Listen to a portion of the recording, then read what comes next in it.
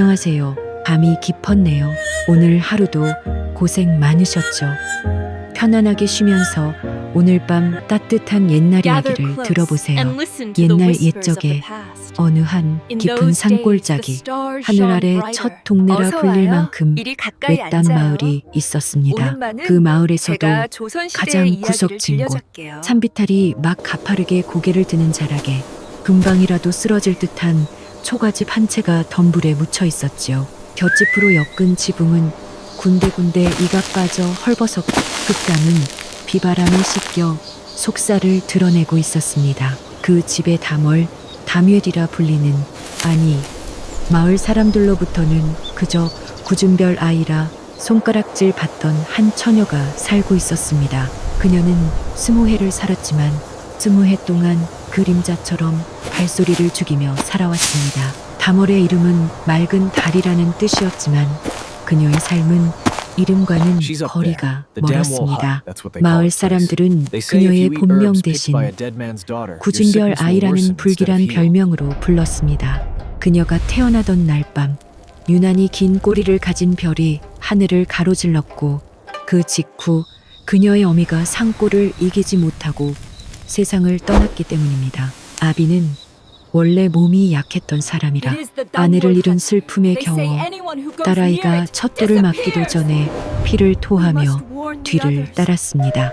마을 사람들은 이 모든 것이 저 굳은별 때문이라 수군댔고 빚덩이 담월은 유일한 피부치인 할아버지 손에 맡겨졌습니다. 그녀의 할아버지는 마을에서 유일하게 글을 읽고 산의 모든 풀 이름을 아는 약손이었습니다.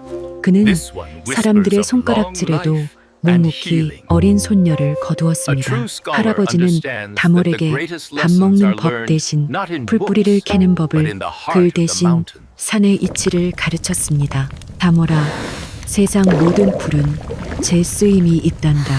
사람에게 버림받는 독초조차 다른 독을 푸는 약이 되기도 하지.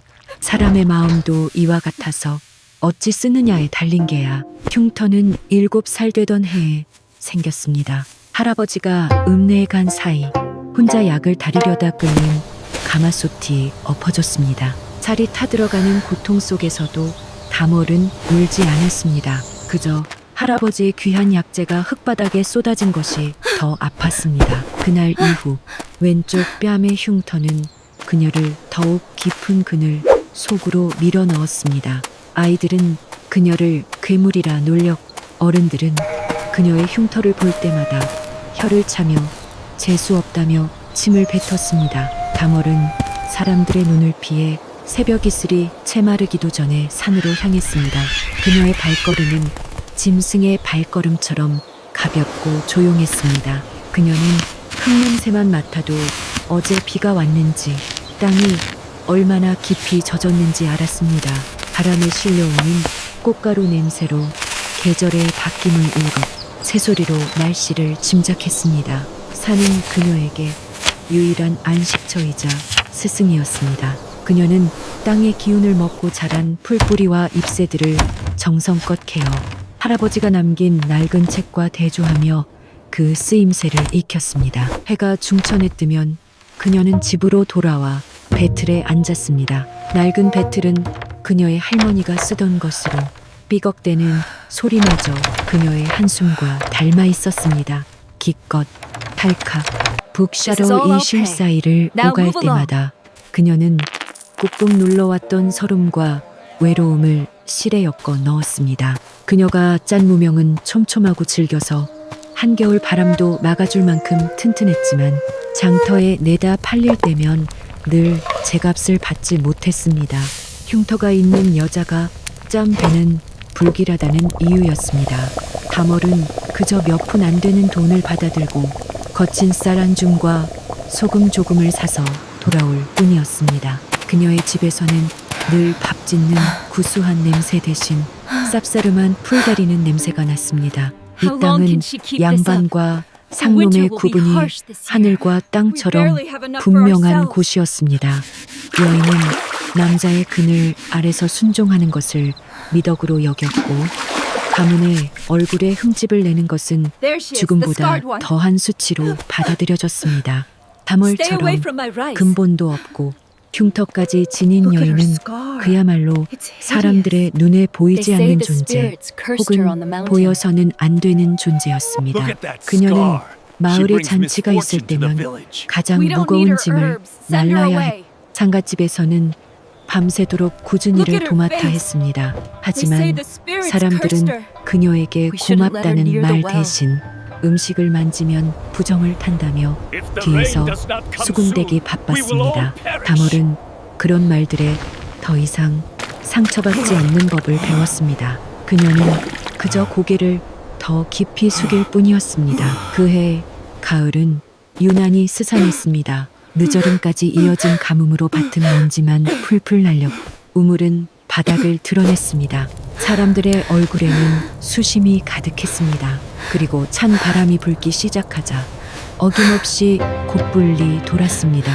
처음에는 재채기 몇 번으로 시작된 병은 며칠 만에 마을 절반을 알아놓게 했습니다. 특히 몸이 약한 아이들이 문제였습니다. 헛간에서는 밤새도록 아이들의 밭은 기침 소리가 들려왔고 어떤 집에서는 이미 아이 둘을 가슴에 묻었다는 소문까지 돌았습니다. 마을은 죽음의 그림자에 휩싸인 듯 무겁게 가라앉아 사람들의 마음 씀씀이는 쩍쩍 갈라진 논바닥처럼 메말라갔습니다. 이 마을에는 선알이라는 자가 있었습니다. 그는 조상 덕에 작은 벼슬을 얻었지만 성품이 간악하고 탐욕스러웠습니다. 그는 가뭄과 질병으로 고통받는 백성들을 구휼할 생각은커녕 오히려 빚을 진 이들의 땅 문서를 빼앗을 궁리만 하고 있었습니다. 선아리의 눈에 다멀의 집터는 오래전부터 가시와 같았습니다. 그 집 뒤편의 산자락 약샘골이라 불리는 곳은 온갖 귀한 풀들이 자라는 노른자위 땅이었습니다. 그는 몇 번이나 다멀을 회유하고 협박해 그 땅을 헐값에 넘기려 했지만 다멀은 할아버지의 유산이라며 꿈쩍도 하지 않았습니다. 선아리는 언젠가 저 흉측한 계집을 쫓아내고 그 땅을 차지하리라 칼을 갈고 있었습니다. 다멀은 창틈으로 들려오는 신음소리에 귀를 막았습니다. 그녀는 알고 있었습니다. 할아버지의 의서에는 지금 마을에 도는 곡부를 다스릴 처방이 적혀 있었습니다. 그 약재들은 약샘골 벼랑 끝 그녀만이 아는 곳에 있었습니다. 하지만 그녀는 망설였습니다. 자신이 나선다면 사람들은 고마워하기는커녕 또다시 그녀의 흉터를 들먹이며 저주를 퍼부을 것이 뻔했습니다. 외면하자. 저들은 나를 사람 취급도 하지 않았어. 그녀는 배틀 앞에 앉아 있어 북을 놀렸습니다. 하지만 기껏 찰칵하는 소리가 그날따라 아이의 울음소리처럼 들렸습니다. 결국 그녀는 배틀을 멈추고 일어섰습니다. 그녀는 자신을 버린 세상을 미워할 수는 있었지만 죽어가는 생명을 외면할 수는 없었습니다. 그날 밤 달빛조차 없는 칠흑 같은 어둠 속을 다멀은 산을 탔습니다. 그녀의 손에는 횃불 대신 손에 익은 지팡이 하나뿐이었습니다. 벼랑 끝에 매달려 이슬을 머금은 바위소를 갤 때 발밑에서 흙이 부서져 내렸습니다. 하마터면 천길 낭떠러지로 떨어질 뻔한 아찔한 순간이었습니다. 그녀는 꼬박 이틀 밤낮으로 산을 헤매며 약재를 구했습니다. 그리고 돌아오자마자 이가 빠진 질그릇에 밤새도록 정성껏 풀물을 다렸습니다. 그녀의 이마에는 땀방울이 송골 맺혀 방 안에는 쌉싸름한 풀 내음이 진동했습니다. 그녀는 이 풀물이 부디 앓는 아이들의 목숨을 구해주기를 간절히 바랐습니다. 동이 트기 직전 가장 짙은 어둠 속에서 그녀가 앓는 아이가 있는 집집마다 풀물을 놓아두고 돌아설 때였습니다. 어둠 속에서 누군가 그녀의 팔을 거칠게 낚아챘습니다. 선아리와 그의 하인들이었습니다. 인연이 야심한 밤에 흉측한 몰골로 무엇을 하고 돌아다니는 게냐. 선아리는 기다렸다는 듯이 고함을 질렀습니다. 그가 들고 있던 횃불이 다멀의 흉터를 비추자 하인들이 아이쿠하며 뒷걸음질 쳤습니다. 다멀이 들고 있던 빈 질그릇이 바닥에 떨어져 쨍그랑 소리를 내며 깨졌습니다. 그 소리에 잠이 깬 마을 사람들이 횃불을 들고 하나둘씩 모여들기 시작했습니다. 서나리는 깨진 질그릇 조각을 발로 짓밟으며 군중을 향해 외쳤습니다. 모두 보시오. 이 구준별 아이가 마을 우물에 독을 타려던 것을 내가 잡았소. 이년이 우리 아이들을 병들게 하고 이제는 마을 전체를 몰살하려 드는 것이오. 사람들은 술렁였습니다. 아니, 어젯밤 우리 애가 저 풀물을 마시고 열이 내렸는디.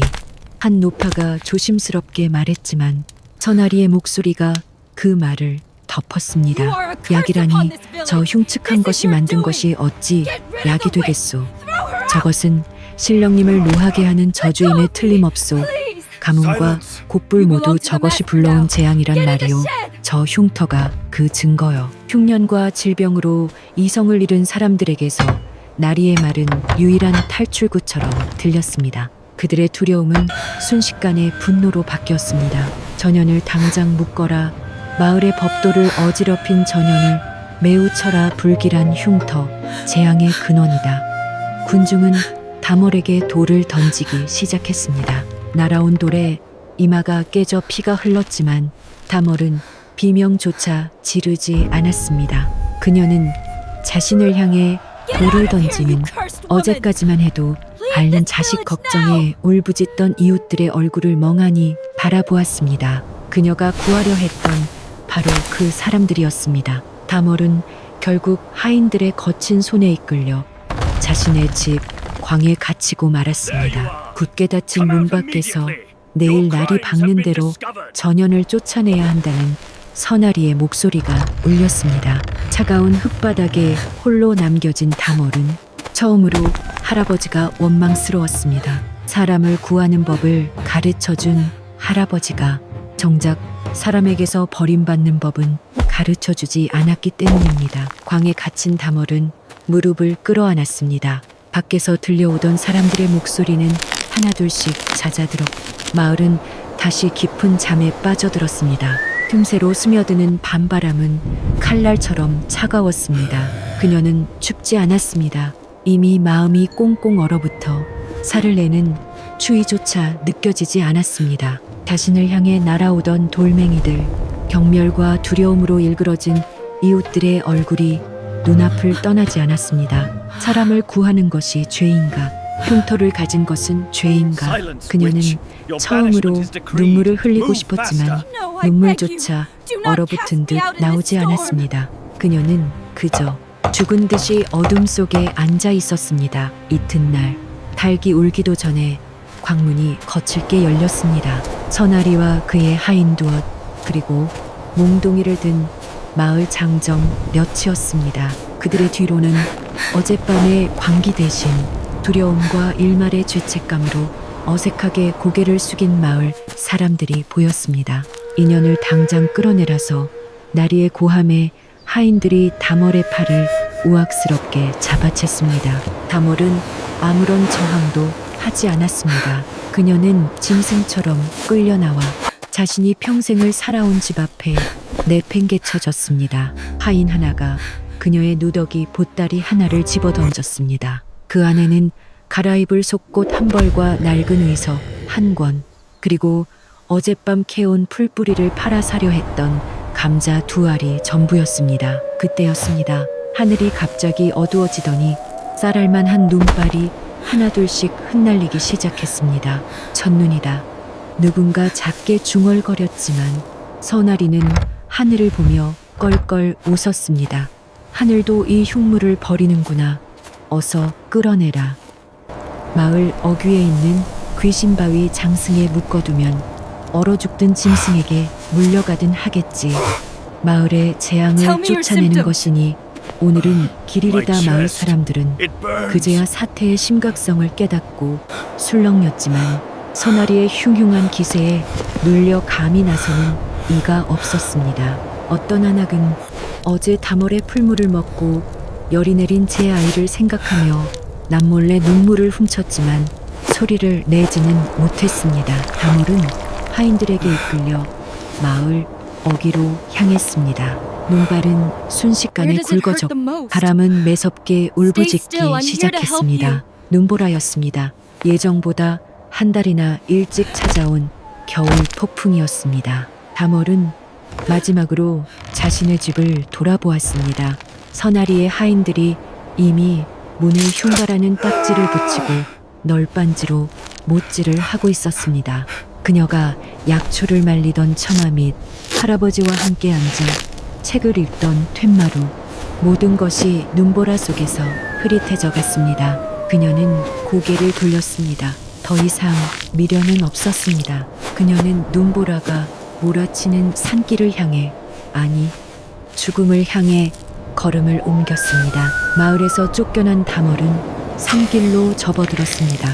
바람은 귀를 찢을 듯이 울었. 눈은 앞을 가려 한치 앞도 보이지 않았습니다. 길은 순식간에 사라졌습니다. 그녀는 지금 자신이 어디로 가고 있는지도 몰랐습니다. 그저 본능처럼 사람들이 다니지 않는 더 깊은 산속으로 발을 옮길 뿐이었습니다. 이대로 죽는 거겠지. 어미와 아비처럼 나도 이 산에 묻히는 거겠지. 체온이 급격히 떨어지자 이상하게도 마음은 평온해졌습니다. 원망도 슬픔도 모두 저 눈보라 속에 흩어지는 듯 했습니다. 발이 눈 속으로 푹푹 빠졌고 무릎까지 차오른 눈은 젖은 솜처럼 무거웠습니다. 얼마나 걸었을까? 시간, 감각조차 무뎌졌습니다. 온몸의 감각이 사라지고 지독한 졸음이 몰려왔습니다. 여기서 잠들면 끝이다. 할아버지의 목소리가 환청처럼 들려왔습니다. 그녀는 이를 악물고 마지막 남은 힘을 짜내어 눈꺼풀을 들어 올렸습니다. 바로 그때 눈보라 사이로 희미한 윤곽이 보였습니다. 자세히 보니 오래된 나무 껍질로 지붕을 엮은 작은 오두막이었습니다. 10만이나 사냥꾼들이 겨울을 피하기 위해 임시로 지어놓은 거처인 듯 했습니다. 다몰은 그것이 신기루가 아니기를 바라며 네 발로 기어가다시피 오두막을 향해 쓰러졌습니다. 오두막 문은 닫혀있지도 않았습니다. 바람에 반쯤 부서진 문을 밀고 들어간 순간 다몰은 썩은 나무 냄새와 함께 희미한 피비린내를 맡았습니다. 그리고 곧 안쪽 구석에 깔린 집더미 위에서 신음하는 검은 형체를 발견했습니다. 처음에는 겨울잠을 자지 못한 곰이라도 되는가 싶어 심장이 멎는 듯 했습니다. 누구? 시오. 다몰이 목소리를 쥐어짜냈지만 대답은 돌아오지 않았습니다. 대신 고통스러운 끙끙거림이 들려왔습니다. 다몰은 조심스럽게 다가갔습니다. 사냥꾼 복색을 한 사내였습니다. 하지만 그가 입은 옷은 평범한 사냥꾼의 삼배옷이 아니었습니다. 비록 흙과 피로 더러워져 있었지만 만져보지 않아도 그 부드러움과 견고함이 느껴지는 최상급 비단으로 안을된 가죽옷이었습니다. 사내의 몰골은 처참했습니다. 그는 의식이 거의 없는 듯 펄펄 끓는 열에 들떠 헛소리를 하고 있었습니다. 문제는 그의 오른쪽 다리였습니다. 붉은 나무로 만든 덫, 곰이나 멧돼지를 잡는 올무에 단단히 걸려 있었습니다. 덫의 날카로운 이빨이 살을 파고들어 뼈가 보일 지경이었고 상처는 이미 썩어 들어가고 있었습니다. 피비린내와 함께 역한 고름 냄새가 코를 찔렀습니다. 사내는 아마도 덫을 피하려다 굴러떨어진 듯 온몸이 젖어 있었. 그 상태로 추위를 견디지 못해 열이 오르고 있는 것이었습니다. 이대로 하룻밤만 더 지나면 그는 꼼짝없이 저승사자를 만나게 될 터였습니다. 순간 다몰은 자신이 눈보라 속에 버려졌다는 사실도 죽어가고 있었다는 절망도 잊었습니다. 그녀의 눈앞에는 오직 살려야 할 생명만이 존재했습니다. 그녀는 본능적으로 움직였습니다. 꽁꽁 언 손으로 사내의 다리를 올가맨 덫을 풀기 시작했습니다. 덫은 어른 장정 둘이서도 풀기 힘든 것이었지만 다몰은 이를 악물고 나무 지렛대를 찾아 틈새에 끼워 넣었습니다. 으드득 소리와 함께 덫이 벌어지고 사내가 고통스러운 비명을 질렀습니다. 다멀은 망설일 틈도 없이 자신의 낡은 치마 안쪽 자락을 찢어냈습니다. 그리고 문을 열어 한 웅큼퍼운 깨끗한 눈으로 상처의 피와 고름을 닦아내기 시작했습니다. 사내는 고통에 몸부림쳤지만 다멀의 손길은 단호하고 망설임이 없었습니다. 그녀는 보따리에서 감자 대신 소중히 간직해온 작은 약 주머니를 꺼냈습니다. 그 안에는 할아버지에게 배운 대로 말려놓은 지혈초와 청열초 가루가 들어있었습니다.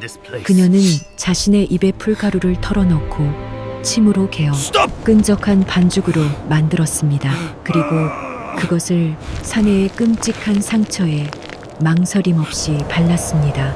그 사내가 숨을 삼켰지만 다멀은 아랑곳하지 않고 찢은 치맛자락으로 상처를 단단히 동염했습니다. 응급처치는 끝났지만 진짜 문제는 지금부터였습니다. 사내의 몸은 불덩이처럼 뜨거웠지만 젖은 옷 때문에 덜덜 떨고 있었습니다. 이대로 두면 열병과 추위로 죽을 것이 뻔했습니다. 오두막 안에는 불을 피울 만한 땔감도 몸을 덮을 이불도 없었습니다. 다멀은 잠시 망설였습니다. 남녀가 유별한 이 땅에서 생면부지의 사내와 하지만 그녀는 고개를 저었습니다. 지금은 예법을 따질 때가 아니었습니다. 의원은 환자의 성별을 가리지 않는 법입니다. 다멀은 자신의 젖은 겉옷을 벗어놓은 위에 던져두고 얇은 속적산 바람으로 사내의 옆에 바싹 붙어 누웠습니다. 그리고 사내의 얼음장 같은 몸을 자신의 몸으로 감싸 안았습니다. 그녀의 온기가 전해지자 사내의 떨림이 조금씩 잦아드는 듯 했습니다. 다멀은 사내의 거친 숨소리를 들으며 생각했습니다. 어차피 죽을 목숨이었. 이 사람이라도 살릴 수 있다면 그녀는 흉터가 있는 자신의 뺨을 사내의 차가운 이마에 대었습니다. 열을 내리기 위해서였습니다. 밖에서는 여전히 눈보라가 세상을 삼킬 듯 울부짖고 있었습니다. 하지만 좁고 어두운 오두막 안 죽음의 문턱에서 만난 두 개의 외로운 숨결은 서로의 체온에 의지한 채 그 혹독한 하룻밤을 그렇게 견뎌내고 있었습니다. 타네는 그 와중에도 자신을 감싼 온기가 세상의 어떤 비단 이불보다 따뜻하다고 어렴풋이 느꼈습니다. 그는 평생 처음으로 아무런 경계심 없이 낯선 이의 품에서 의식을 놓았습니다. 혹독했던 눈보라가 멎자 세상은 숨을 죽인 듯 고요해졌습니다. 오두막 밖은 온통 눈부신 흰색이었지만 오두막 안의 공기는 죽음처럼 차갑고 무거웠습니다. 다멀이 가져온 두 알의 감자는 진작에 바닥났습니다. 두 사람은 며칠 동안 녹인 눈물과 다멀이 품에서 꺼낸 한 줌에 말린 칡뿌리를 씹으며 연명했습니다. 다멀은 뜬 눈으로 밤을 새우며 사내의 곁을 지켰습니다. 그녀는 꽁꽁 언손을 입김으로 녹여가며 매일 상처를 닦고 찢은 치맛자락을 다시 빨아 덮어주었습니다. 하지만 사내의 열은 좀처럼 내릴 기미가 보이지 않았습니다. 문제는 상처였습니다. 다멀의 정성 어린 간호에도 불구하고 덫에 찢긴 상처는 검붉은 색을 띠며 끔찍하게 부어올랐습니다. 단순한 상처가 아니었습니다. 덫에 묻어있던 짐승의 피나 혹은 사냥꾼들이 몰래 발라두는 독이 스며든 것이 틀림없었습니다. 사내는 이제 의식조차 차리지 못하고 뜨거운 숨을 몰아쉬며 알아들을 수 없는 말들만 중얼거렸습니다. 물이 차다. 어마마마.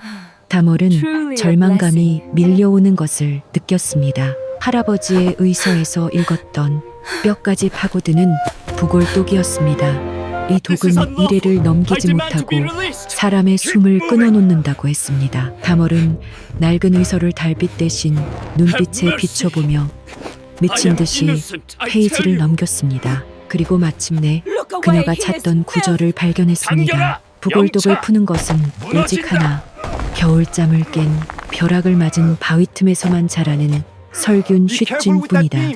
다몰의 심장이 멎는 듯했습니다. 설균은 10년에 한 번 볼까 말까 한 귀한 약재였습니다. 그리고 그 벼락 맞은 바위가 어디 있는지도 정확히 알고 있었습니다. 마을에서 천길 벼랑이라 부르며 쉬쉬하는 할아버지와 그녀만이 아는 비밀의 장소였습니다. 하지만 지금은 한겨울, 벼랑은 얼음으로 뒤덮여 발 디딜 틈조차 없을 터였습니다. 사내의 숨소리가 점점 약해지는 것을 들으며 다멀은 결심했습니다.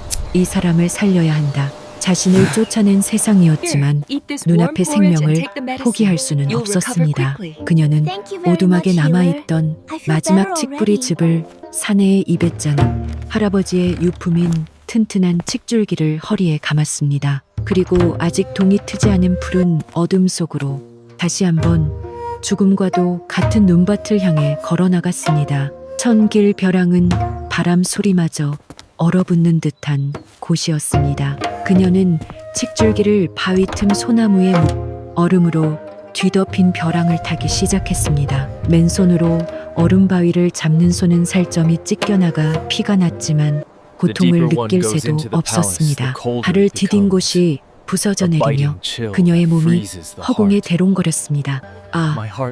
찰나의 순간 그녀는 칡줄기를 움켜쥔 손에 모든 힘을 실었습니다. 만약 이대로 떨어지면 오두막의 사내도 자신도 끝장이었습니다. 그녀는 이를 악물고 다시 몸을 끌어올렸습니다.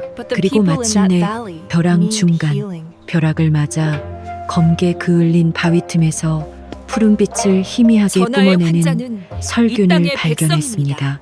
그것은 마치 하늘이 내린 마지막 희망처럼 눈 속에서도 꿋꿋하게 자라나 있었습니다. 다몰이 거의 기다시피 오두막으로 돌아왔을 때 사내는 숨이 멎기 직전이었습니다. 그녀는 피투성이가 된 손으로 설균을 씹어 즙을 내고 남은 것은 눈 녹인 물에 급히 달였습니다. 쓰디 쓴 양내가 좁은 오두막을 가득 채웠습니다. 그녀는 사내의 머리를 들어올려 조심스럽게 약물을 흘려 넣었습니다. 그리고 사흘 밤낮이 지났습니다. 다몰은 단 한숨도 자지 않고 자신의 체온으로 사내를 덮이며 약물을 받아 넘기게 했습니다. 나흘째 되는 날 새벽, 기적이 일어났습니다. 사내의 이마를 덮고 있던 지독한 열기가 거짓말처럼 가셨습니다. 그리고 사내가 천천히 눈을 떴습니다. 사내의 눈은 깊은 호수와도 같았습니다. 그동안 열에 들떠 흐릿했던 눈동자가 아니었습니다. 그 안에는 평생 고통과 번뇌를 짊어져온 자의 깊이와 죽음의 문턱에서 돌아온 자의 맑은 기운이 담겨 있었습니다. 그는 자신을 내려다보고 있는 다몰을, 그리고 그녀의 뺨에 흉터를 피로 물든 그녀의 손을, 그리고 낡은 질그릇에 담긴 약재 찌꺼기를 천천히 둘러보았습니다. 그는 아무 말도 하지 않았지만 다몰은 그 눈빛에서 경이로움과 미안함 그리고 고마움을 읽었습니다.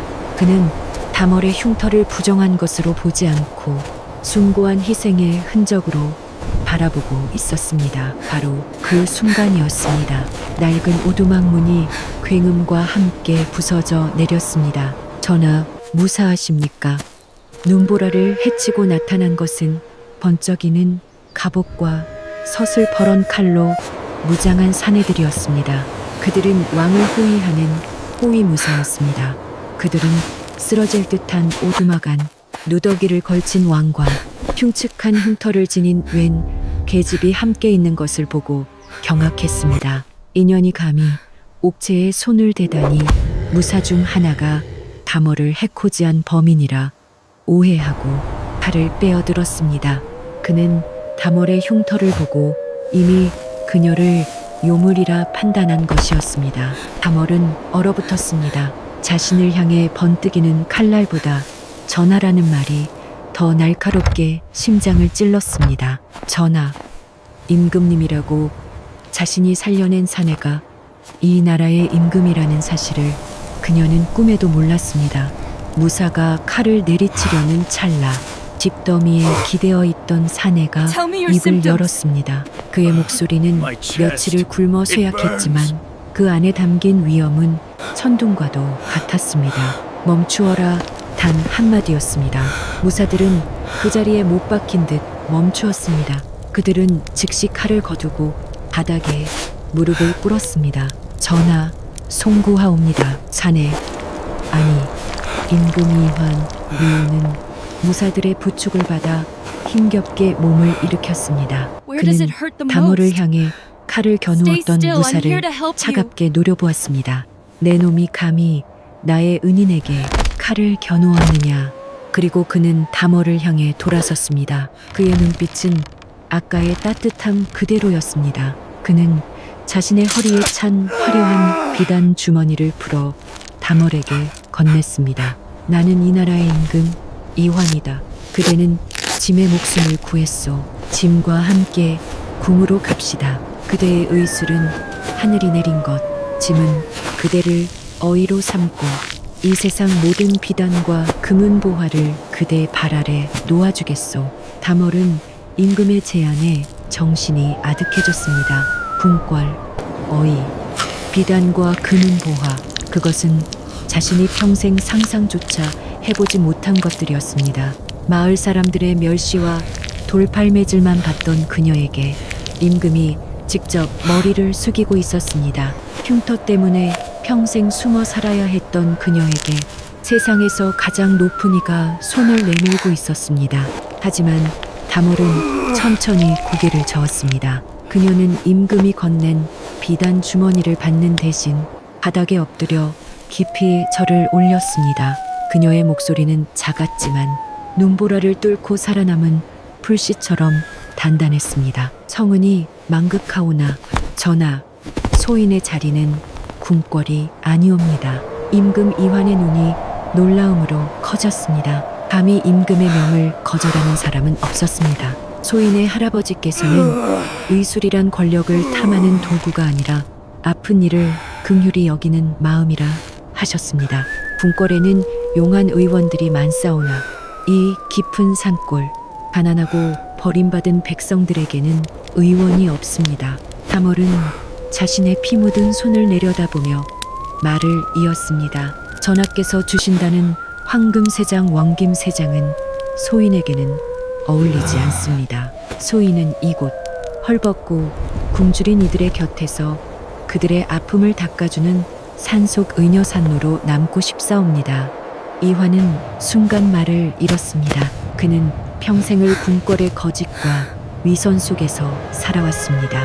옥자를 지키기 위해 형제를 의심하고 신하들의 아첨 속에서 진심을 그리워했습니다. 그런데 지금 자신의 목숨을 구하고도 아무것도 바라지 않는, 오히려 자신을 거절하는 한 여인을 보고 있었습니다. 흉터 뒤에 가려진 그녀의 영혼은 이 세상 어떤 보석보다도 맑고 강인했습니다. 이화는 실망감과 동시에 가슴 깊은 곳에서 우러나오는 뜨거운 존경심을 느꼈습니다. 그는 비로소 백성이라는 존재의 진짜 무게를 깨달았습니다. 이화는 더 이상 강요하지 않았습니다. 그는 조용히 고개를 끄덕였습니다. 그대의 뜻이 정녕 그러하다면 짐이 강요하지 않겠소. 그는 떠날 채비를 하며 자신을 호위해온 무관 중 가장 믿음직한 이를 조용히 불렀습니다. 그리고 다몰이 듣지 못하도록 낮은 목소리로 명했습니다. 저 아래 마을에 선알이라는 자를 즉시 파직하고 그간의 모든 비리를 철저히 조사하라. 한치의 자비도 베풀지 말라. 임금은 마지막으로 다몰을 깊이 바라보았습니다. 다시 만날 날이 있을 것이오. 그때까지 부디 몸을 아끼시오. 어간은 눈 덮인 산을 내려갔습니다. 다몰은 그들이 사라질 때까지 엎드려 있었습니다. 임금은 떠났지만 산속의 인여의 이야기는 이제 막 시작되고 있었습니다. 호위무사들의 입을 통해 임금을 살리고도 궁의 부귀영화를 거절한 흉터 있는 의녀의 이야기는 바람을 타고 퍼져나가기 시작했습니다. 임금이 떠난 산자락에 혹독했던 겨울이 물러가고 있었습니다. 얼어붙었던 계곡물이 졸졸 소리를 내며 다시 흐르기 시작했고 천길벼랑을 뒤덮었던 얼음이 녹아내렸습니다. 죽은 듯이 보이던 나뭇가지 끝에서 파릇한 새순이 돋아났습니다. 봄이 오고 있었습니다. 다몰은 여전히 그 오두막에 머물렀습니다. 하지만 그녀는 더 이상 혼자가 아니었습니다. 임금이 남기고 간 식량과 그녀를 찾아온 호위무사가 전해준 약간의 약재 덕분이었습니다. 그녀는 자신을 버렸던 마을을 내려다보며 그저 묵묵히 산에서 나는 풀뿌리를 캐고 의서를 읽으며 하루를 보냈습니다. 그러던 어느 날 평화롭던 마을이 발칵 뒤집혔습니다. 장터가 서는 날도 아닌데 웬 기골이 장대한 포졸 부주들과 근엄한 표정의 새 원님이라는 이가 마을로 들이닥쳤습니다. 그들은 마을 사람들이 수군댈 틈도 주지 않고 곧장 선아리의 기와집으로 향했습니다. 선아리는 아래 것들에게 호통을 치며 술상을 받으려다 문을 박차고 들어온 포졸들의 기세에 눌려 엉덩방아를 찧었습니다. 내 이놈서가 내 놈의 죄를 네가 알렸다. 세원님은 임금이 내린 밀서를 펼쳐 보였습니다. 그 안에는 선아리가 그간 백성들의 곡식을 빼돌리고 땅 문서를 위조하고 다몰을 모함하여 쫓아낸 죄상이 낱낱이 적혀 있었습니다. 선아리는 낯빛이 하얗게 질려 엎드렸지만 이미 때는 늦었습니다. 그의 집 곡간 문이 열리자 백성들이 굶주림에 시달리는 동안 그가 숨겨두었던 쌀가마니와 비단이 산더미처럼 쏟아져 나왔습니다. 저것은 내 밭에서 난 쌀인데 내 땅 문서가 왜 저기 있단 말인가. 그제야 모든 사실을 알게 된 마을 사람들은 분노에 떨었습니다.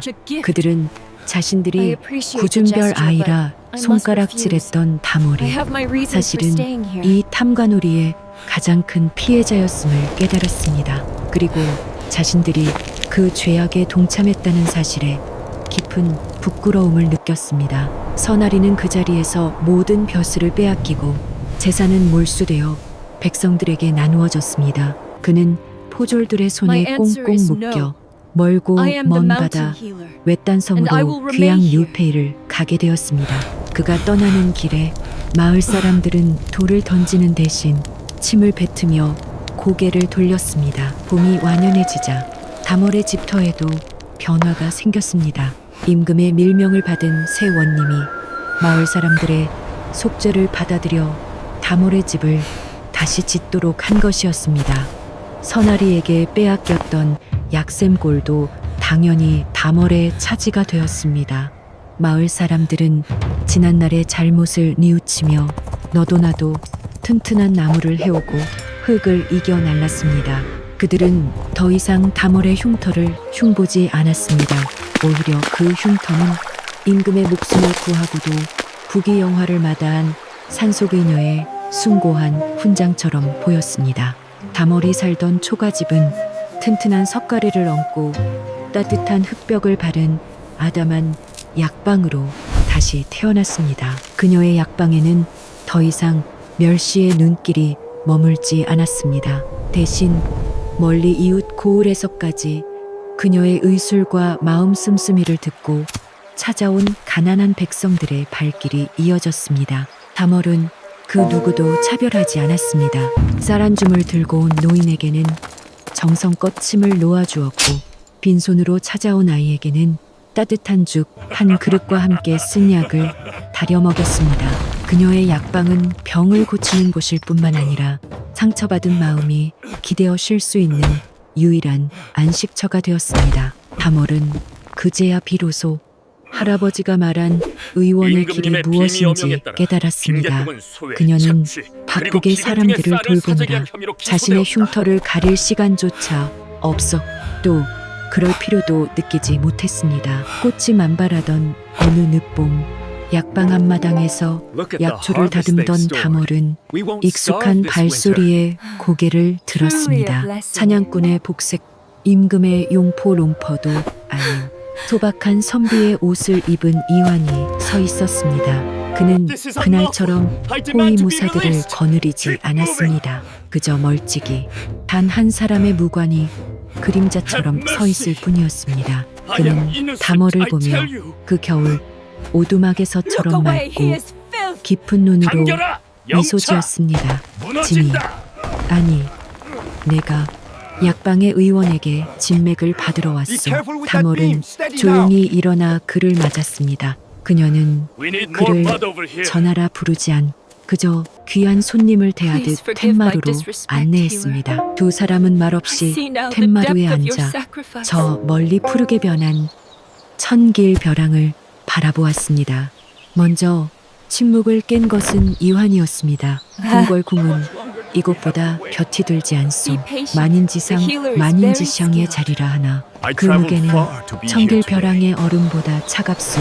그의 목소리에는 깊은 고뇌가 서려 있었습니다. 밤마다 아첨하는 신하들의 거짓된 얼굴과 옥자를 노리는 이들의 음모 임모 속에서 나는 그 겨울 이 오두막에서 그대가 덮어주었던 온기 운해를 그리워했소. 솔직히 말하면 그는 다머를 바라보며 처음으로 한 사내로서의 진심을 고백했습니다. 나는 이 모든 강산을 버리고 그저 이 산에서 그대와 함께 칡불이나 캐며 평화롭게 늙고 싶다는 생각을 수도 없이 하였소. 그것은 한 나라의 임금이 할 수 있는 가장 위험하고도 솔직한 고백이었습니다. 다멀은 그의 지친 눈을 가만히 들여다보았습니다. 그리고 그녀는 평생 처음으로 자신의 흉터를 의식하지 않고 환하게 웃었습니다. 그 미소에 흉터마저 따뜻한 햇살을 머금은 듯 빛났습니다. 그녀는 고개를 저으며 나지막하지만 단호하게 말했습니다. 전하, 강산을 버리실 필요는 없사옵니다. 그녀는 자신의 작은 약방과 저 멀리 약초를 캐는 아이들을 손으로 가리켰습니다. 이 산은 아픈 이들을 돌보는 솥인 쇼린의 강산입니다. 그리고 전하께서 돌보셔야 할 저 넓은 땅과 억조 창생, 입자 청승, 그 백성 박신들이야말로 전하의 강산이옵니다. 그녀의 목소리는 이환의 심장 한가운데를 울렸습니다. 부디 한 나라의 주인 주르니 되려하지 마시고 멍든 백성들의 상처를 어루만지는 이 나라의 의원이 되어 주시옵소서. 이환은 그 자리에 얼어붙은 듯했습니다. 강산을 버리고 싶다는 그의 나약함을 꾸짖는 이도 함께 떠나자는 달콤한 말을 하는 이도 아니었습니다. 그녀는 그에게 그가 있어야 할 자리를 그리고 그가 해야 할 일을 정확히 알려주었습니다. 그는 비로소 자신이 짊어진 옥자의 무게를 견딜 힘을 얻었습니다.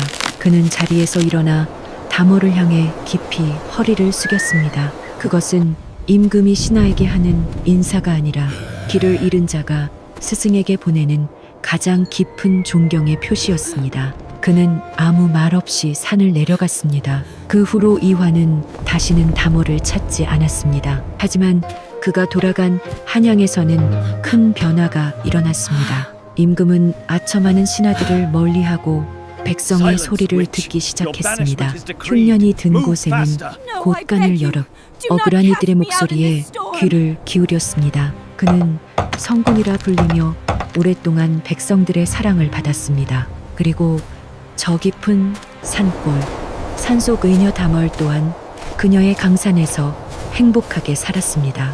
세월이 흘러 다멀은 꼬부랑 할머니가 되었습니다.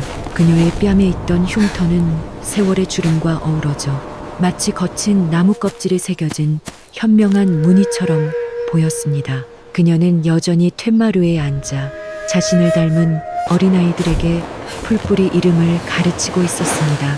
얘들아, 이 하찮아 보이는 풀한 포기에도 하늘이 내린 귀한 쓰임이 있단다. 사람의 마음도 이와 같아서 그녀의 따뜻한 목소리가 봄바람을 타고 산 전체로 퍼져나갔습니다. 안녕하세요. 밤이 깊었네요. 오늘 하루도 고생 많으셨죠. 편안하게 쉬면서 오늘 밤 따뜻한 옛날 이야기를 들어보세요. 옛날 옛적에 어느 한 깊은 산골짜기 하늘 아래 첫 동네라 불릴 만큼 외딴 마을이 있었습니다. 그 마을에서도 가장 구석진 곳 산비탈이 막 가파르게 고개를 드는 자락에 금방이라도 쓰러질 듯한 초가집 한 채가 덤불에 묻혀 있었지요. 볏짚으로 엮은 지붕은 군데군데 이가 빠져 헐버석고 흙감은 비바람에 씻겨 속살을 드러내고 있었습니다. 그 집의 담월, 담회리라 불리는 아니 마을 사람들로부터는 그저 구준별 아이라 손가락질 받던 한 처녀가 살고 있었습니다. 그녀는 20해를 살았지만 20해 동안 그림자처럼 발소리를 죽이며 살아왔습니다. 담월의 이름은 맑은 달이라는 뜻이었지만 그녀의 삶은 이름과는 거리가 멀었습니다. 마을 사람들은 그녀의 본명 대신 구준별 아이라는 불길한 별명으로 불렀습니다. 그녀가 태어나던 날 밤 유난히 긴 꼬리를 가진 별이 하늘을 가로질렀고 그 직후 그녀의 어미가 상골을 이기지 못하고 세상을 떠났기 때문입니다. 아비는 원래 몸이 약했던 사람이라 아내를 잃은 슬픔에 겨워 딸아이가 첫 돌을 맞기도 전에 피를 토하며 뒤를 따랐습니다. 마을 사람들은 이 모든 것이 저 구준별 때문이라 수군댔고 빚덩이 담월은 유일한 피부치인 할아버지 손에 맡겨졌습니다. 그녀의 할아버지는 마을에서 유일하게 글을 읽고 산의 모든 풀 이름을 아는 약손이었습니다. 그는 사람들의 손가락질에도 묵묵히 어린 손녀를 거두었습니다. 할아버지는 담월에게 밥 먹는 법 대신 풀뿌리를 캐는 법을 글 대신 산의 이치를 가르쳤습니다. 담월아, 세상 모든 풀은 제 쓰임이 있단다. 사람에게 버림받는 독초조차 다른 독을 푸는 약이 되기도 하지. 사람의 마음도 이와 같아서 어찌 쓰느냐에 달린 게야. 흉터는 7살 되던 해에 생겼습니다. 할아버지가 읍내에 간 사이 혼자 약을 다리려다 끓는 가마솥이 엎어졌습니다. 살이 타들어가는 고통 속에서도 담월은 울지 않았습니다. 그저 할아버지의 귀한 약재가 흙바닥에 쏟아진 것이 더 아팠습니다. 그날 이후 왼쪽 뺨의 흉터는 그녀를 더욱 깊은 그늘 속으로 밀어 넣었습니다. 아이들은 그녀를 괴물이라 놀렸고 어른들은 그녀의 흉터를 볼 때마다 혀를 차며 재수 없다며 침을 뱉었습니다. 담월은 사람들의 눈을 피해 새벽 이슬이 채마르기도 전에 산으로 향했습니다. 그녀의 발걸음은 짐승의 발걸음처럼 가볍고 조용했습니다. 그녀는 흙냄새만 맡아도 어제 비가 왔는지 땅이 얼마나 깊이 젖었는지 알았습니다. 바람에 실려오는 꽃가루 냄새로 계절의 바뀜을 읽어 새소리로 날씨를 짐작했습니다. 산은 그녀에게 유일한 안식처이자 스승이었습니다. 그녀는 땅의 기운을 먹고 자란 풀뿌리와 잎새들을 정성껏 케어 할아버지가 남긴 낡은 책과 대조하며 그 쓰임새를 익혔습니다. 해가 중천에 뜨면 그녀는 집으로 돌아와 배틀에 앉았습니다. 낡은 배틀은 그녀의 할머니가 쓰던 것으로 삐걱대는 소리마저 그녀의 한숨과 닮아 있었습니다. 기껏 탈칵 북샤로 이 실 사이를 오갈 때마다 그녀는 꾹꾹 눌러왔던 서름과 외로움을 실에 엮어 넣었습니다. 그녀가 짠 무명은 촘촘하고 질겨서 한겨울 바람도 막아줄 만큼 튼튼했지만 장터에 내다 팔릴 때면 늘 제값을 받지 못했습니다. 흉터가 있는 여자가 짬 배는 불길하다는 이유였습니다. 담월은 그저 몇 푼 안 되는 돈을 받아들고 거친 쌀 한 줌과 소금 조금을 사서 돌아올 뿐이었습니다. 그녀의 집에서는 늘 밥 짓는 구수한 냄새 대신 쌉싸름한 풀 다리는 냄새가 났습니다. 이 땅은 양반과 상놈의 구분이 하늘과 땅처럼 분명한 곳이었습니다. 여인은 남자의 그늘 아래서 순종하는 것을 미덕으로 여겼고 가문의 얼굴에 흠집을 내는 것은 죽음보다 더한 수치로 받아들여졌습니다. 담월처럼 근본도 없고 흉터까지 지닌 여인은 그야말로 사람들의 눈에 보이지 않는 존재, 혹은 보여서는 안 되는 존재였습니다. 그녀는 마을에 잔치가 있을 때면 가장 무거운 짐을 날라야 했고, 상갓집에서는 밤새도록 굳은 일을 도맡아 했습니다. 하지만 사람들은 그녀에게 고맙다는 말 대신 음식을 만지면 부정을 탄다며 뒤에서 수군대기 바빴습니다. 다몰은 그런 말들에 더 이상 상처받지 않는 법을 배웠습니다. 그녀는 그저 고개를 더 깊이 숙일 뿐이었습니다. 그해 가을은 유난히 스산했습니다. 늦어름까지 이어진 가뭄으로 밭은 먼지만 풀풀 날렸고 우물은 바닥을 드러냈습니다. 사람들의 얼굴에는 수심이 가득했습니다. 그리고 찬 바람이 불기 시작하자 어김없이 곧불이 돌았습니다. 처음에는 재채기 몇 번으로 시작된 병은 며칠 만에 마을 절반을 알아눕게 했습니다. 특히 몸이 약한 아이들이 문제였습니다. 헛간에서는 밤새도록 아이들의 밭은 기침 소리가 들려왔고 어떤 집에서는 이미 아이 둘을 가슴에 묻었다는 소문까지 돌았습니다. 마을은 죽음의 그림자에 휩싸인 듯 무겁게 가라앉아 사람들의 마음 씀씀이는 쩍쩍 갈라진 논바닥처럼 메말라갔습니다. 이 마을에는 선알이라는 자가 있었습니다. 그는 조상 덕에 작은 벼슬을 얻었지만 성품이 간악하고 탐욕스러웠습니다. 그는 가뭄과 질병으로 고통받는 백성들을 구휼할 생각은커녕 오히려 빚을 진 이들의 땅 문서를 빼앗을 궁리만 하고 있었습니다. 선아리의 눈에 다몰의 집터는 오래전부터 가시와 같았습니다. 그 집 뒤편의 산자락, 약샘골이라 불리는 곳은 온갖 귀한 풀들이 자라는 노른자위 땅이었습니다. 그는 몇 번이나 다몰을 회유하고 협박해 그 땅을 헐값에 넘기려 했지만 다몰은 할아버지의 유산이라며 꿈쩍도 하지 않았습니다. 선아리는 언젠가 저 흉측한 계집을 쫓아내고 그 땅을 차지하리라 칼을 갈고 있었습니다. 다몰은 창틈으로 들려오는 신음소리에 귀를 막았습니다. 그녀는 알고 있었습니다. 할아버지의 의서에는 지금 마을에 도는 곧불을 다스릴 처방이 적혀 있었습니다. 그 약재들은 약샘골 벼랑 끝 그녀만이 아는 곳에 있었습니다. 하지만 그녀는 망설였습니다. 자신이 나선다면 사람들은 고마워하기는커녕 또다시 그녀의 흉터를 들먹이며 저주를 퍼부을 것이 뻔했습니다. 외면하자. 저들은 나를 사람 취급도 하지 않았어. 그녀는 배틀 앞에 앉아 있어 북을 놀렸습니다. 하지만 기껏 찰칵하는 소리가 그날따라 아이의 울음소리처럼 들렸습니다. 결국 그녀는 배틀을 멈추고 일어섰습니다. 그녀는 자신을 버린 세상을 미워할 수는 있었지만 죽어가는 생명을 외면할 수는 없었습니다. 그날 밤 달빛조차 없는 칠흑 같은 어둠 속을 다몰은 산을 탔습니다. 그녀의 손에는 횃불 대신 손에 익은 지팡이 하나뿐이었습니다.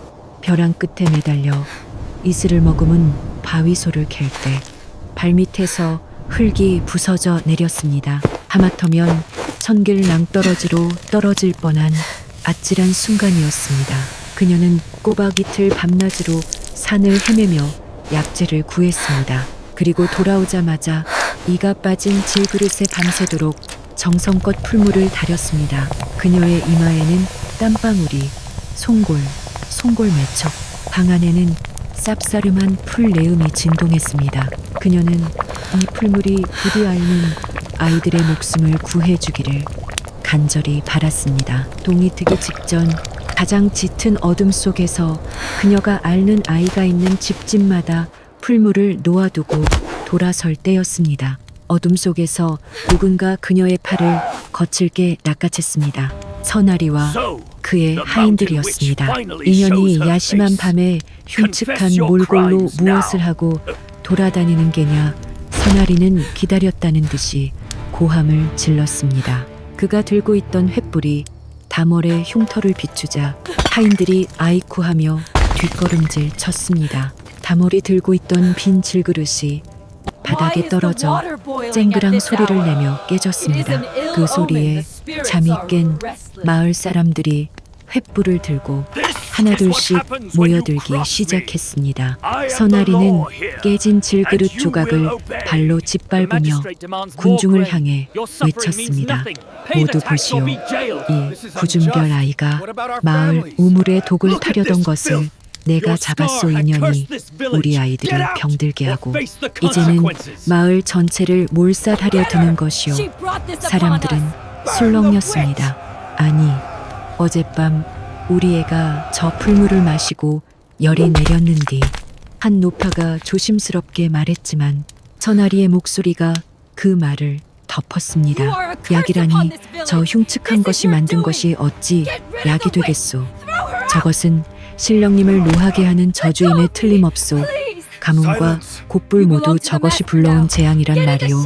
저 흉터가 그 증거요. 흉년과 질병으로 이성을 잃은 사람들에게서 나리의 말은 유일한 탈출구처럼 들렸습니다. 그들의 두려움은 순식간에 분노로 바뀌었습니다. 전현을 당장 묶어라.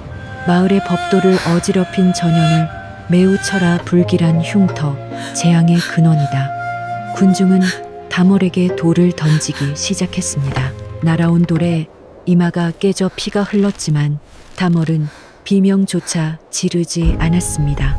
그녀는 자신을 향해 돌을 던지는 어제까지만 해도 앓는 자식 걱정에 울부짖던 이웃들의 얼굴을 멍하니 바라보았습니다. 그녀가 구하려 했던 바로 그 사람들이었습니다. 다몰은 결국 하인들의 거친 손에 이끌려 자신의 집 광에 갇히고 말았습니다. 굳게 닫힌 문 밖에서 내일 날이 밝는 대로 전현을 쫓아내야 한다는 서나리의 목소리가 울렸습니다. 차가운 흙바닥에 홀로 남겨진 다몰은 처음으로 할아버지가 원망스러웠습니다. 사람을 구하는 법을 가르쳐준 할아버지가 정작 사람에게서 버림받는 법은 가르쳐주지 않았기 때문입니다. 광에 갇힌 다몰은 무릎을 끌어안았습니다. 밖에서 들려오던 사람들의 목소리는 하나둘씩 잦아들었고 마을은 다시 깊은 잠에 빠져들었습니다.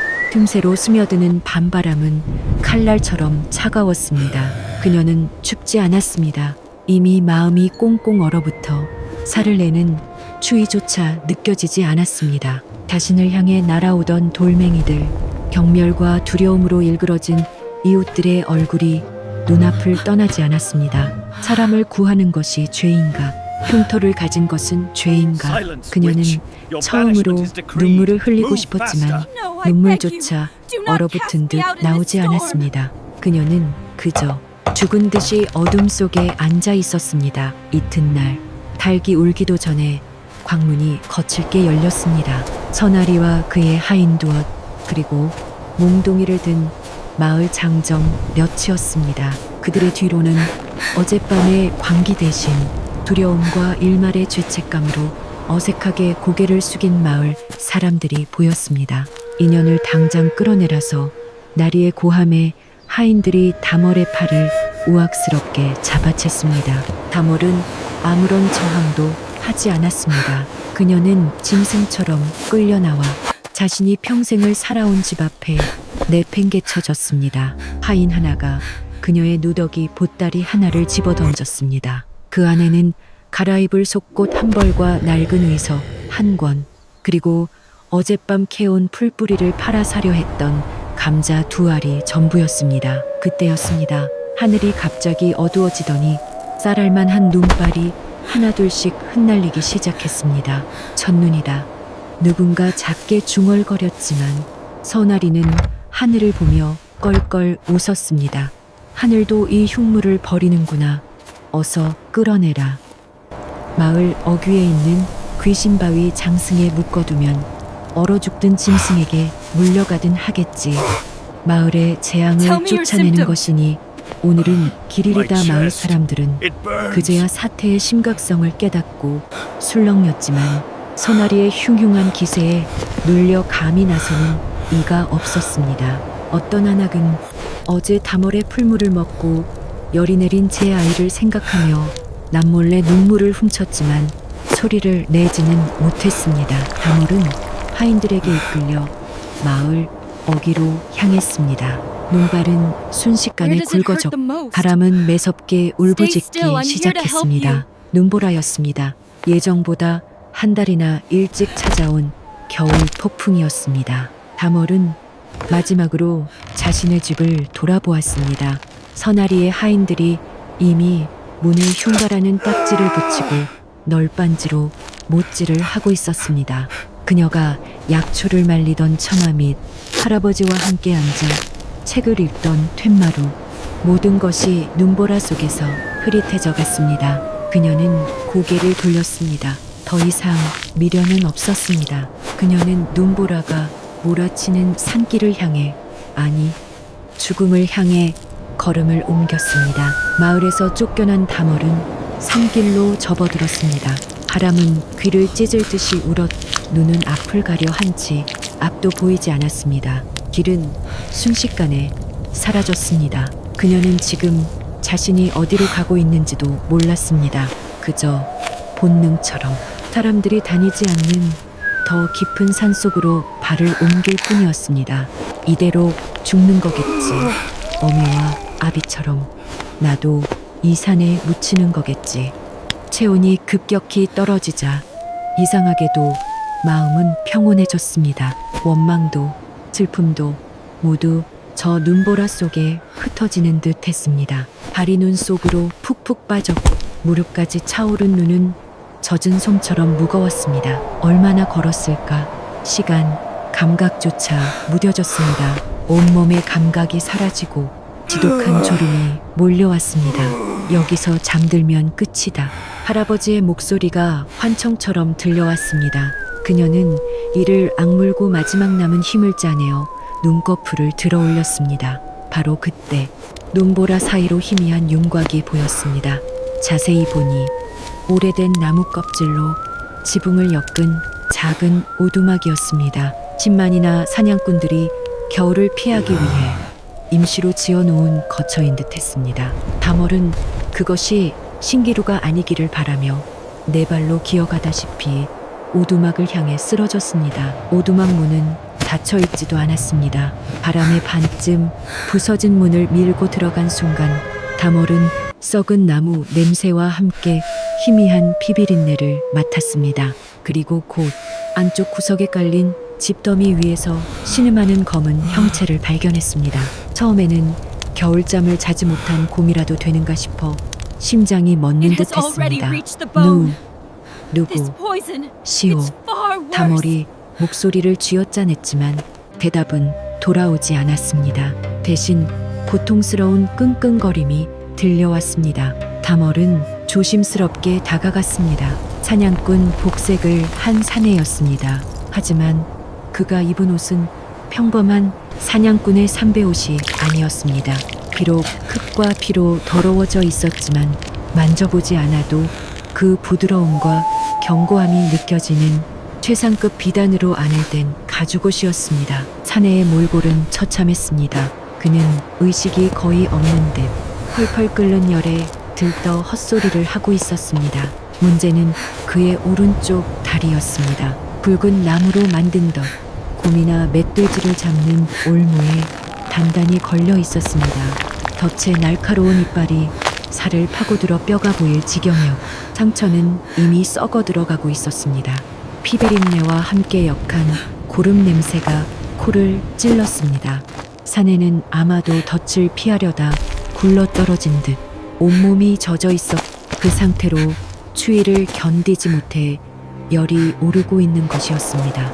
이대로 하룻밤만 더 지나면 그는 꼼짝없이 저승사자를 만나게 될 터였습니다. 순간 다멀은 자신이 눈보라 속에 버려졌다는 사실도 죽어가고 있었다는 절망도 잊었습니다.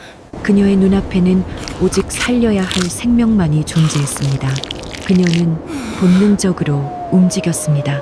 꽁꽁 언 손으로 사내의 다리를 올가맨 덫을 풀기 시작했습니다. 덫은 어른 장정 둘이서도 풀기 힘든 것이었지만 다멀은 이를 악물고 나무 지렛대를 찾아 틈새에 끼워 넣었습니다.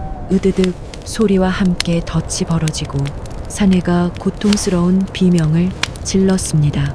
다멀은 망설일 틈도 없이 자신의 낡은 치마 안쪽 자락을 찢어냈습니다.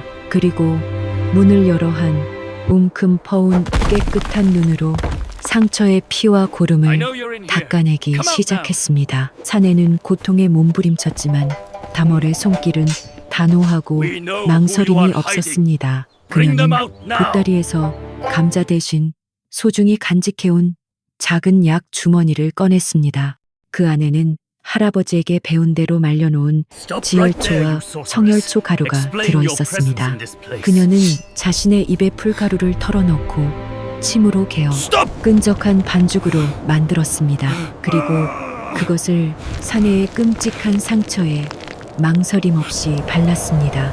그 사내가 숨을 삼켰지만 다멀은 아랑곳하지 않고 찢은 치맛자락으로 상처를 단단히 동염했습니다. 응급처치는 끝났지만 진짜 문제는 지금부터였습니다. 사내의 몸은 불덩이처럼 뜨거웠지만 젖은 옷 때문에 덜덜 떨고 있었습니다. 이대로 두면 열병과 추위로 죽을 것이 뻔했습니다.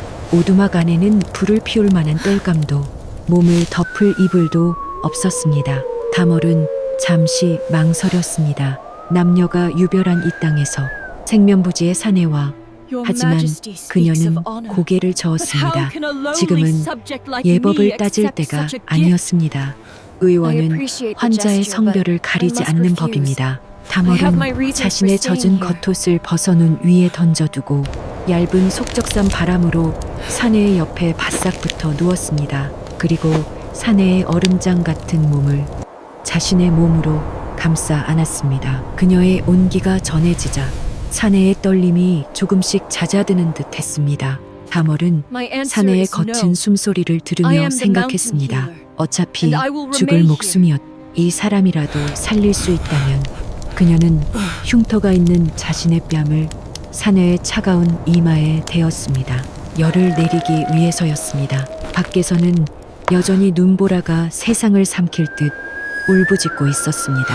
하지만 좁고 어두운 오두막 안 죽음의 문턱에서 만난 두 개의 외로운 숨결은 서로의 체온에 의지한 채 그 혹독한 하룻밤을 그렇게 견뎌내고 있었습니다. 타네는 그 와중에도 자신을 감싼 온기가 세상의 어떤 비단 이불보다 따뜻하다고 어렴풋이 느꼈습니다. 그는 평생 처음으로 아무런 경계심 없이 낯선 이의 품에서 의식을 놓았습니다. 혹독했던 눈보라가 멎자 세상은 숨을 죽인 듯 고요해졌습니다. 오두막 밖은 온통 눈부신 흰색이었지만 오두막 안의 공기는 죽음처럼 차갑고 무거웠습니다. 다멀이 가져온 두 알의 감자는 진작에 바닥났습니다. 두 사람은 며칠 동안 녹인 눈물과 다멀이 품에서 꺼낸 한 줌의 말린 칡뿌리를 씹으며 연명했습니다. 다멀은 뜬 눈으로 밤을 새우며 사내의 곁을 지켰습니다. 그녀는 꽁꽁 언손을 입김으로 녹여가며 매일 상처를 닦고 찢은 치맛자락을 다시 빨아 덮어주었습니다. 하지만 사내의 열은 좀처럼 내릴 기미가 보이지 않았습니다. 문제는 상처였습니다. 다멀의 정성 어린 간호에도 불구하고 덫에 찢긴 상처는 검붉은 색을 띠며 끔찍하게 부어올랐습니다. 단순한 상처가 아니었습니다. 덫에 묻어있던 짐승의 피나 혹은 사냥꾼들이 몰래 발라두는 독이 스며든 것이 틀림없었습니다.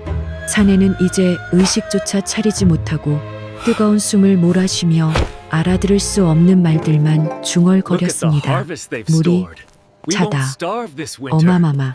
다멀은 절망감이 밀려오는 것을 느꼈습니다. 할아버지의 의서에서 읽었던 뼈까지 파고드는 부골독이었습니다. 이 독은 이래를 넘기지 못하고 사람의 숨을 끊어놓는다고 했습니다. 다멀은 낡은 의서를 달빛 대신 눈빛에 비춰보며 미친 듯이 페이지를 넘겼습니다. 그리고 마침내 그녀가 찾던 구절을 발견했습니다. 부골독을 푸는 것은 오직 하나, 겨울잠을 깬 벼락을 맞은 바위 틈에서만 자라는 설균 쉿진뿐이다.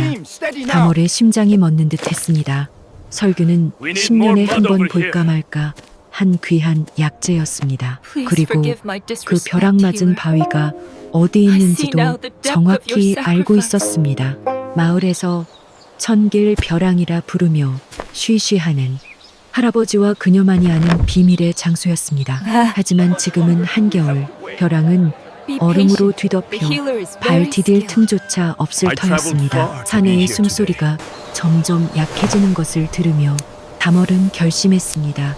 이 사람을 살려야 한다. 자신을 쫓아낸 세상이었지만 눈앞의 생명을 포기할 수는 없었습니다. 그녀는 오두막에 남아있던 마지막 칡뿌리 즙을 사내에 입에 짠 할아버지의 유품인 튼튼한 칡줄기를 허리에 감았습니다. 그리고 아직 동이 트지 않은 푸른 어둠 속으로 다시 한번 죽음과도 같은 눈밭을 향해 걸어나갔습니다. 천길 벼랑은 바람 소리마저 얼어붙는 듯한 곳이었습니다. 그녀는 칡줄기를 바위 틈 소나무에 얼음으로 뒤덮인 벼랑을 타기 시작했습니다. 맨손으로 얼음 바위를 잡는 손은 살점이 찢겨나가 피가 났지만 고통을 느낄 새도 없었습니다.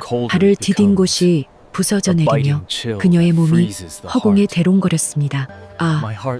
찰나의 순간 그녀는 칡줄기를 움켜쥔 손에 모든 힘을 실었습니다. 만약 이대로 떨어지면 오두막의 사내도 자신도 끝장이었습니다. 그녀는 이를 악물고 다시 몸을 끌어올렸습니다.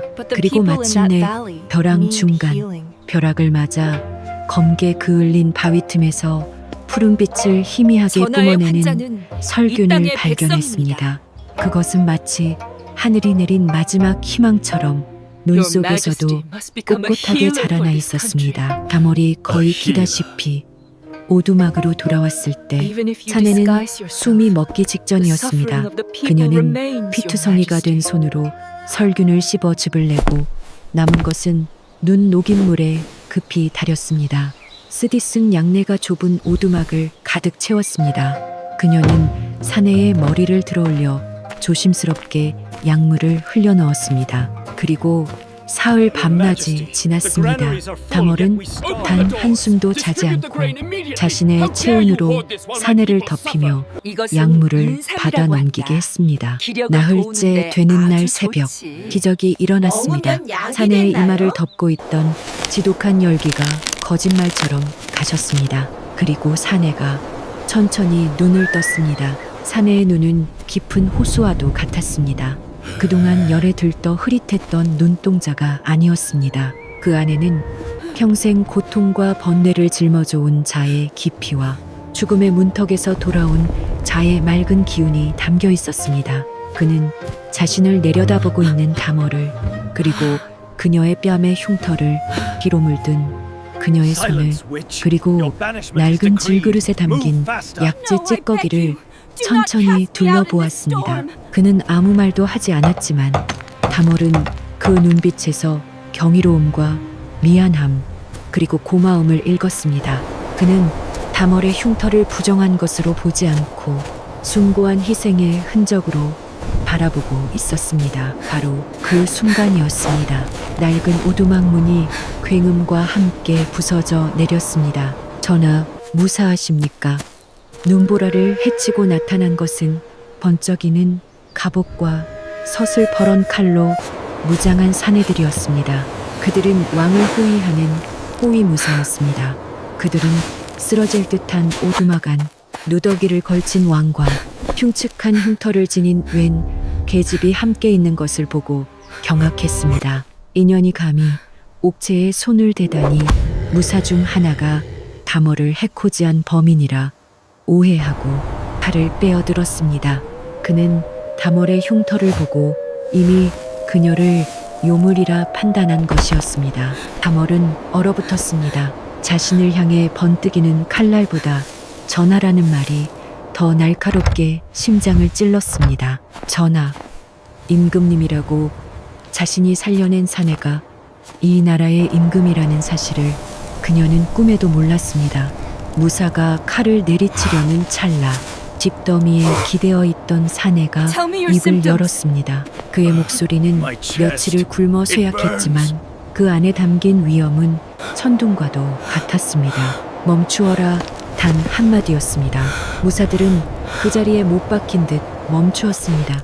그들은 즉시 칼을 거두고 바닥에 무릎을 꿇었습니다. 전하, 송구하옵니다. 자네, 아니, 임금 이환, 미우는 무사들의 부축을 받아 힘겹게 몸을 일으켰습니다. 그는 다모를 향해 칼을 겨누었던 무사를 차갑게 노려보았습니다.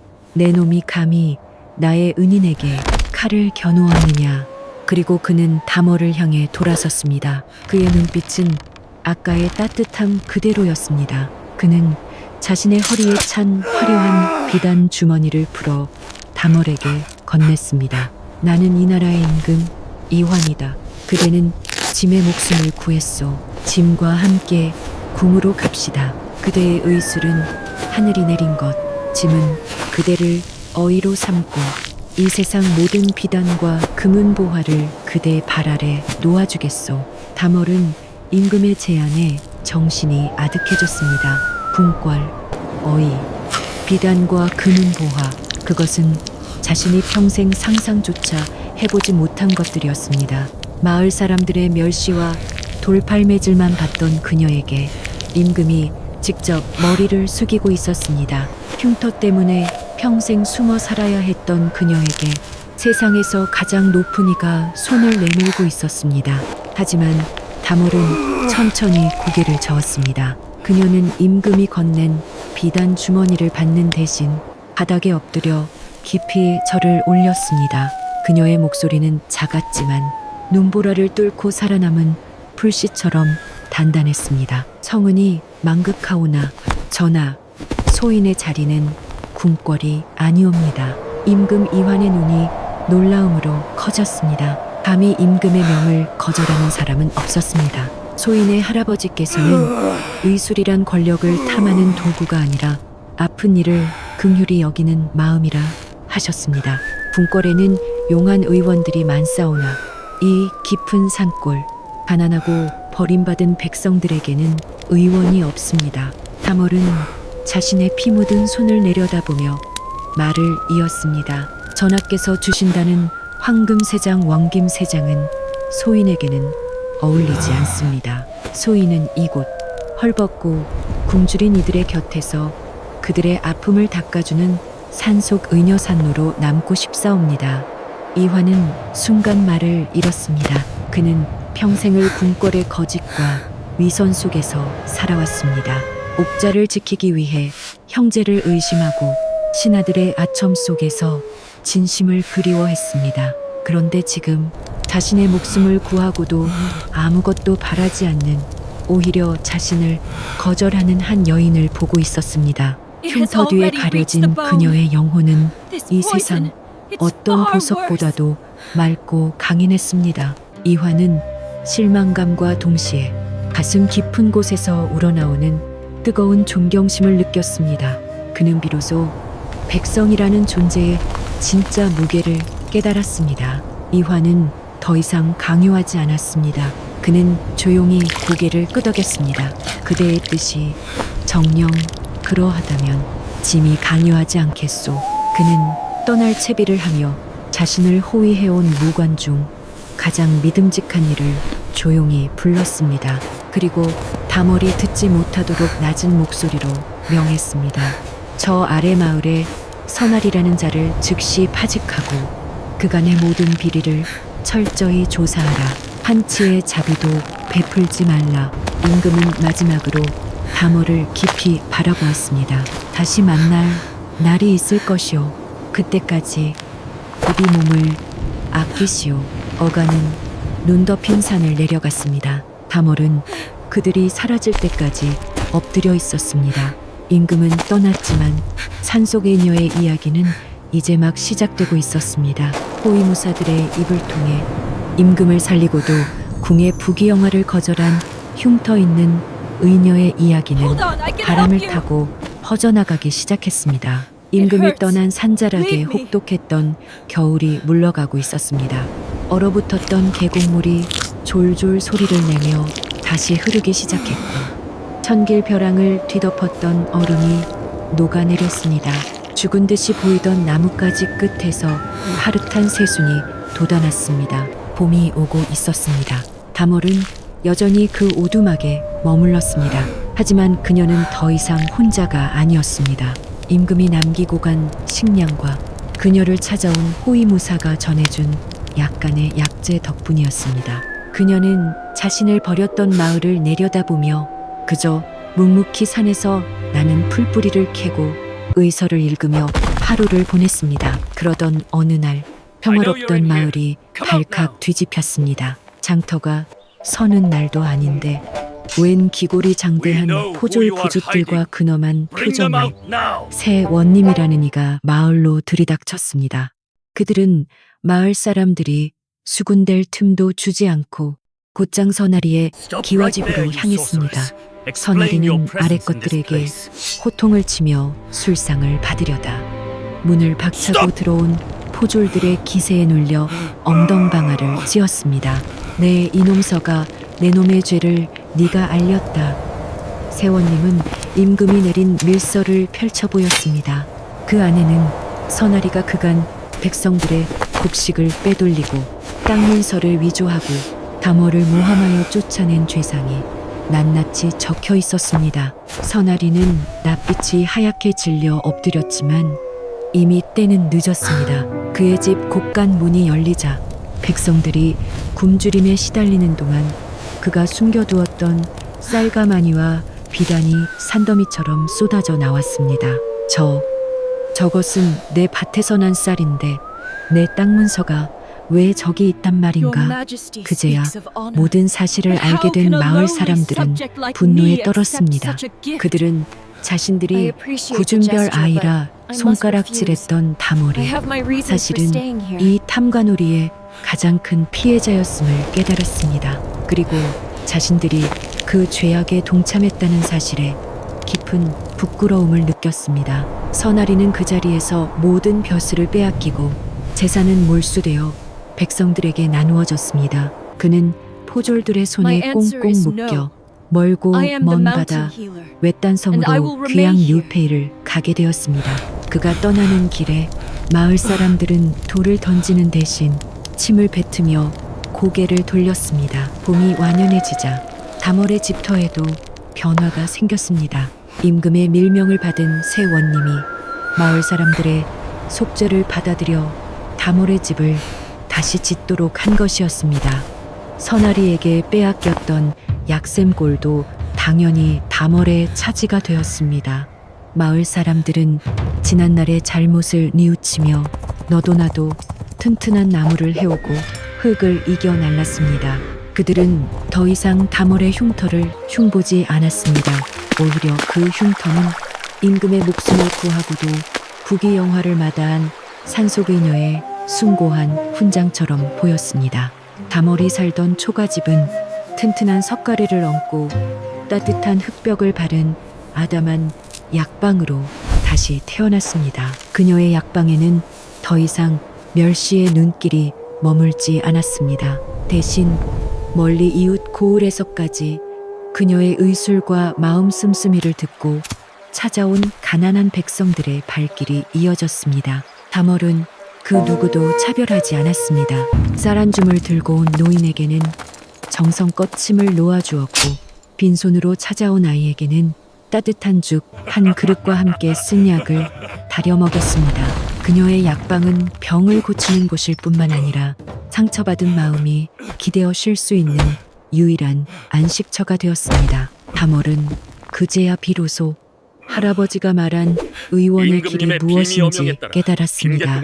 그녀는 바쁘게 사람들을 돌보느라 자신의 흉터를 가릴 시간조차 없었고 그럴 필요도 느끼지 못했습니다. 꽃이 만발하던 어느 늦봄 약방 앞마당에서 약초를 다듬던 다몰은 익숙한 발소리에 고개를 들었습니다. 사냥꾼의 복색, 임금의 용포 롱퍼도 아닌 소박한 선비의 옷을 입은 이완이 서 있었습니다. 그는 그날처럼 호위무사들을 거느리지 않았습니다. 그저 멀찍이 단 한 사람의 무관이 그림자처럼 서 있을 뿐이었습니다.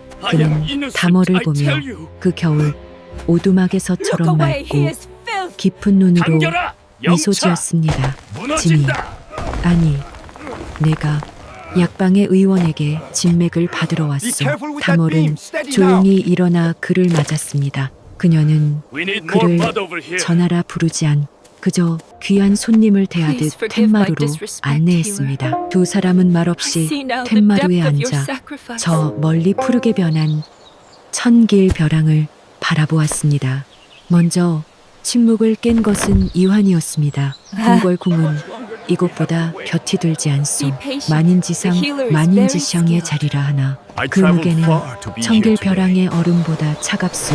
그의 목소리에는 깊은 고뇌가 서려 있었습니다. 밤마다 아첨하는 신하들의 거짓된 얼굴과 옥자를 노리는 이들의 음모阴谋속에서 나는 그 겨울 이 오두막에서 그대가 덮어주었던 온기운해를 그리워했소. 솔직히 말하면 그는 다몰을 바라보며 처음으로 한 사내로서의 진심을 고백했습니다. 나는 이 모든 강산을 버리고 그저 이 산에서 그대와 함께 칡불이나 캐며 평화롭게 늙고 싶다는 생각을 수도 없이 하였소. 그것은 한 나라의 임금이 할 수 있는 가장 위험하고도 솔직한 고백이었습니다. 다몰은 그의 지친 눈을 가만히 들여다보았습니다. 그리고 그녀는 평생 처음으로 자신의 흉터를 의식하지 않고 환하게 웃었습니다. 그 미소에 흉터마저 따뜻한 햇살을 머금은 듯 빛났습니다. 그녀는 고개를 저으며 나지막하지만 단호하게 말했습니다. 전하, 강산을 버리실 필요는 없사옵니다. 그녀는 자신의 작은 약방과 저 멀리 약초를 캐는 아이들을 손으로 가리켰습니다. 이 산은 아픈 이들을 돌보는 소신 쇼린의 강산입니다. 그리고 전하께서 돌보셔야 할 저 넓은 땅과 억조 창생, 입자 청승, 그 백성박신들이야말로 전하의 강산이옵니다. 그녀의 목소리는 이환의 심장 한가운데를 울렸습니다. 부디 한 나라의 주인 주륜이 되려 하지 마시고 멍든 백성들의 상처를 어루만지는 이 나라의 의원이 되어 주시옵소서. 이환은 그 자리에 얼어붙은 듯 했습니다. 강산을 버리고 싶다는 그의 나약함을 꾸짖는 이도 함께 떠나자는 달콤한 말을 하는 이도 아니었습니다. 그녀는 그에게 그가 있어야 할 자리를 그리고 그가 해야 할 일을 정확히 알려주었습니다. 그는 비로소 자신이 짊어진 옥자의 무게를 견딜 힘을 얻었습니다.